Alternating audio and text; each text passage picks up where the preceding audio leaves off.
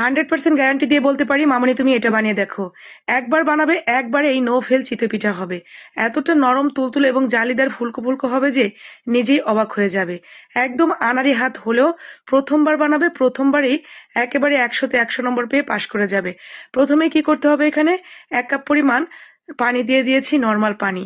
এরপরে বড় চামচের 1 চামচ চালের গুঁড়া দিয়ে ভালো করে মিশিয়ে নেব চুলা জ্বালানোর আগেই।